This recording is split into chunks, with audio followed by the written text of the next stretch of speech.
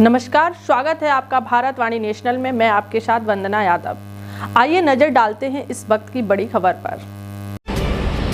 हाथरस हादसे और केंद्र सरकार पर तंज कसते हुए बोले सपा राज्यसभा सांसद प्रोफेसर राम गोपाल यादव। पीड़ित परिवार के साथ हमारी पूरी संवेदनाएं हैं। इस तरीके के प्रोग्राम के लिए सरकार को एसओपी जारी करनी चाहिए। हाथरस में हादसा अनुमान से ज्यादा भीड़ होने के कारण हुआ।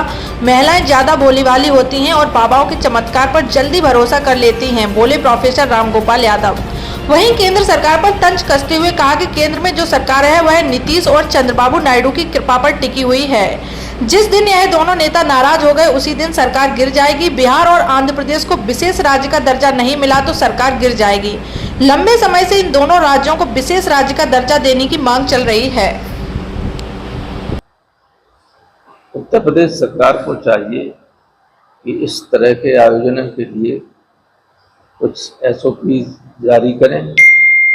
सिस्टम एक होना चाहिए कि अगर कोई कार्यक्रम हो रहा है जहाँ ज़्यादा भीड़ होने की संभावना है, वहाँ स्थल कैसा है, लोग वहाँ आ सकते कि नहीं आ सकते, इमरजेंसी में लोगों के एग्जिट की कोई व्यवस्था है कि नहीं, मेडिकल फैसिलिटीज आसपास हैं या नहीं, फायर ब्रिगेड पहुँच सकती है जल्दी कि नहीं, रास्ता मान लो कहीं सकरे रास्ते के अंदर कोई बड़ी भीड़ है तो बहुत बड़ा संकट हो जाता है, उनके रेस्क्यू के लिए कोई व्यवस्था नहीं हो पाती। ये सारी चीज़ें होना चाहिए। और जो हुआ है हाथरस में वो एक प्रथम दृष्टया प्राइमा फेसी वो एक हादसा है। जितनी भीड़ थी आनी थी, प्रशासन को भी जिसकी उम्मीद थी उससे ज़्यादा भीड़ आ गई। इस वक्त बारिश की वजह से कोई काम भी नहीं होता है, तो जहाँ 10,000 आदमी आना चाहिए था वहाँ 20,000 आदमी फ्री बैठा हुआ सब। तो ये अंदाज नहीं था, अनुमान नहीं था भीड़ ज़्यादा हो जाएगी।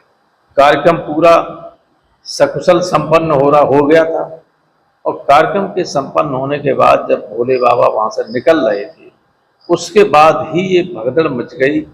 कुछ लोग कहते हैं कि उनकी धूल लेने के लिए तो भीड़ जब चली तेजी से तो जो गिर गया वो कुचल गया। उसके बाद स्वाभाविक है बहुत ज़्यादा दिक्कत हो।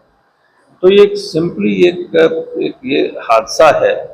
इसमें जो लोग साजिश की बू देखते हैं वो खामखा की बात करते हैं। हालांकि अब जांच चल रही है, जांच में भी जो सही है वही आएगा और कुछ नजर आ नहीं सकता। हमारी पूरी सहानुभूति है परिवारीजनों के प्रति।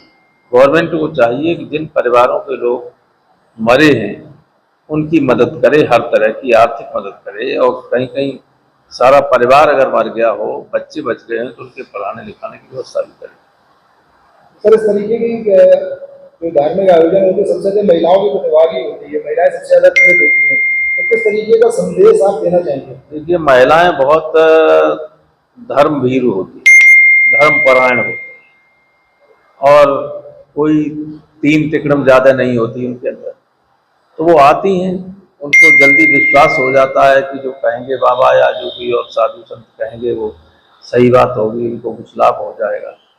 चर्चाएं ऐसी हो जाती हैं कि साहब वो जो कह देते हैं सो हो जाता है, मन वांछित फल मिल जाता है।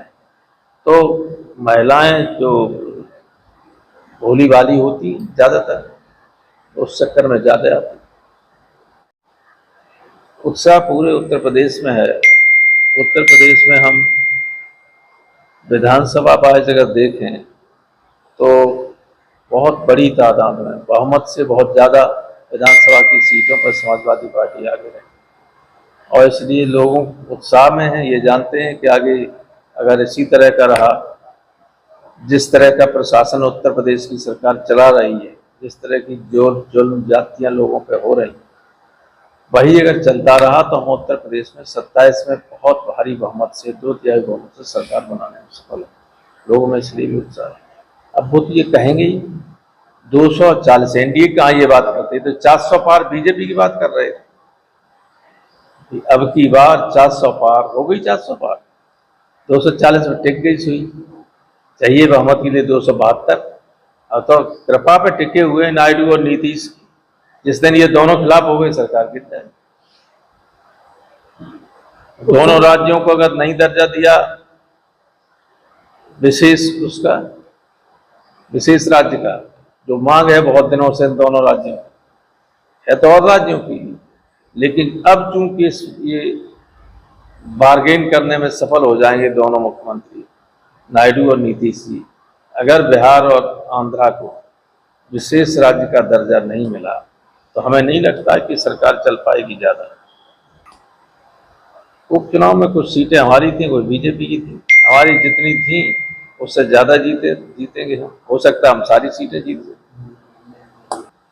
तो नौब किसी दिन लगी जाएगी, तो उसमें क्या इन बिटवीन द लाइन्स पढ़ रहे हैं।